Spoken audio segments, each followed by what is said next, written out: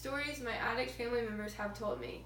Erin, I was going to this dude's house so he could shoot me up, and when I walked in, he had a needle in his neck and he was just jabbing it in there over and over again. And then he was like, yo, let me do it to you. And I was like, nah, I'm good, man. And I also thought I was going to vomit after watching that. My cousin told me on Easter. And then a few weeks later, my uncle tells me a story about walking into his living room, finding a girl limp on his couch, and her face is blue because she's overdosed on heroin. So he picks her up, shakes her as hard as he can, slaps really hard, and then she starts to wake up. Terrifying moment. Addiction changes everything in a life.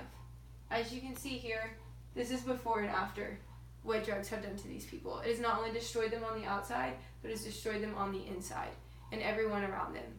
Addiction runs in my family in a couple of people. Right now, my uncle just got out of rehab for meth and my cousin just went in for heroin. I've struggled with my own problems.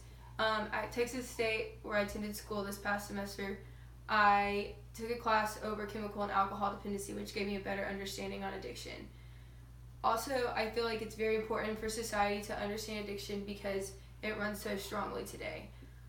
According to recovery.org, in history, addiction was not understood as a disease. It was understood as a moral choice of people. So instead of helping these people recover, they were punishing them by putting them in prisons, also just kind of praying for them and turning to religious things. There was no actual source of help, and this was not helpful at all. And then later on, someone came along in 1784. Also, I found this in recovery.org, that he came along and decided that he would argue that addiction is a disease. And then in the 1780s, asylums came about. According to WilliamWhitePapers.com, last visited May 21st, 2018, inebriate buildings came along, and these were places where people could go and stay, but there was no medical withdrawal, and people weren't actually given any guidance. It just kind of isolated them from what they've been involved in. So they would go back, and it would just be the same thing. And so in history, people just didn't really understand addiction.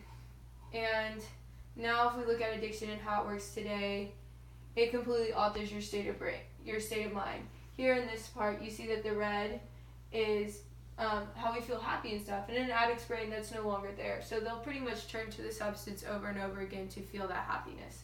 And here we have the same thing. The yellow is just feelings, being able to know your surroundings, and it's completely lost in an addict's brain. So their brain becomes completely chemically dependent on that drug. And here we have a diagram of the synapses and what each drug does to your synapses. And if it's like meth or cocaine, your brain, so dopamine is what makes us happy, and your brain floods with dopamine, and then your brain is never really able to create it again. And so today in the present, we have a much better system to deal with treating addicts. If you're a really bad addict, you go into intensive inpatient care. So that's going to be detox. You're not getting to leave the place for a while. And then you can have hospitalization and residential. So if you're going to go into residential, which is like a place that you can stay, and they're just going to help you kind of get your life back on track, they're going to put you in a hospital to detox first. But you're not too bad where they don't think you can quit without going into intensive inpatient. An intensive outpatient and day treatment is for more like alcoholics. It's a pretty easy thing to treat on a day-to-day basis, and not being in intensive treatment, like intensive in-care treatment. Outpatient care is what people go to if they're just kind of having a substance use problem. They might go to outpatient care after intensive inpatient care, and then after they've kind of completed the intensive inpatient and outpatient, they're going to go to counseling, couples therapy, group therapy, just depending on how they are, and then they'll go into a halfway house or a 12-step program to help them continue with their recovery.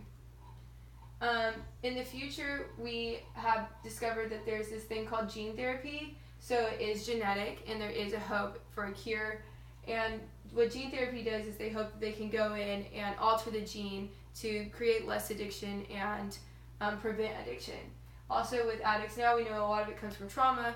So EMDR is something that reverses trauma and can help in addiction treatment. So today we have talked about how addiction takes the lives of others and takes lives of like our own selves, even if we're still living. that the history we didn't quite understand a long time ago, and that today we understand it a lot better, and there is a hope and a future for addiction, and hopefully that these people can be better and live a life happily again.